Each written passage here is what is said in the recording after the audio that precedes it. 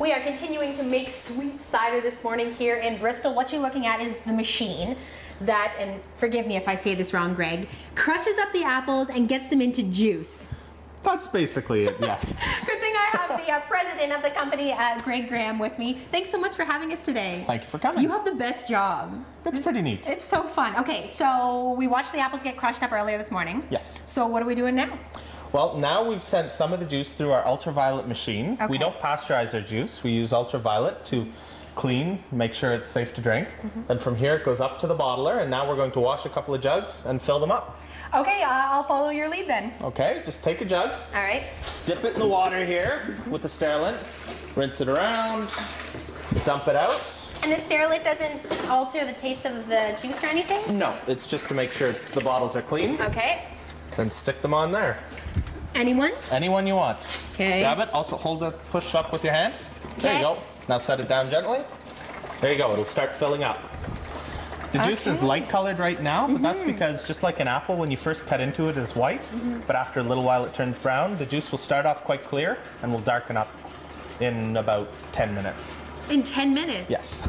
Oh, how neat is that? And what's it going, does it taste any different between the time when it's light like this and when it gets darker? No, that makes no difference at all. Really? Yeah. Okay, so I noticed earlier when I was looking at one of the finished jugs that there was very little sediment in it. Why is that? Well, we filter it. Okay. There's no reason that your cider has to have a lot of sediment in the bottom. We just put a filter bag over just to catch any little particles, make sure it's nice and clear.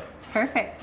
Okay, now I understand that you are one of the only places, if not the only, that you will actually allow people to bring their apples here and you'll press them? Yes, we do custom pressing. So if you bring your apples from your home to us, we will crush them up and we can give you jugs to take back and put in your freezer to keep for your year-long supply, or we can give it back to you so you can transform it into your own hard cider. Cool. Can I take it off? Sure. Now lift up with this as you pull. And out. There you go, that's good. Excellent. Okay, now time for the taste test. Sure. So we'll head in here. We've got a couple of different things to test, right? Yes. First, I want to taste what it's like when it comes right off. It's so good. It's like the apples I've been eating all morning. Same thing. Okay, so we've got the actual cider here. That's right. You'll notice it's a little darker. So that one was made yesterday, so it's darkened up a little bit. And how are you making the raspberry apple cider?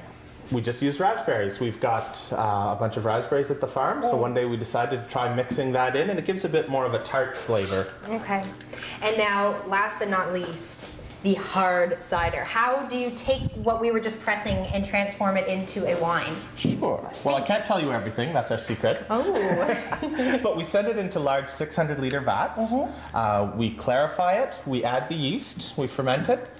Takes about 18 days to ferment, and it's a single fermentation, but then after the fermentation's done, it's mostly just aging and filtering. It ages for another 6 months with a filtration every month, getting progressively finer and finer until we get it nice and clear, until we get our nice, clear, hard cider, which we call Bristol. So this is the exact same ingredients as that, it's just 6 months older and it's been turned into alcohol. Now, why did you put this little filter top on it? No particular reason, it's just I'd taken the cork out and we needed to keep it fresh because we don't put any sulfites in our cider as a preservative, so we just want to keep it fresh. Oh, that's really good. I was expecting it to be really sweet. No, it's quite dry. We completely transform all the sugar into alcohol. That's what dry means. So yummy. Okay, so we're not done here at Coronation Hall this morning. Later, we're going to be heading out to the 19th century replica of an apple press. I'm going to give that a try, and then we'll head into the tea room. You can come here and actually enjoy a meal, right? You certainly can. All right, head to the website in the meantime and check out all of the information, but stick around. There's still plenty more coming up this morning from Bristol on CTV Morning Live.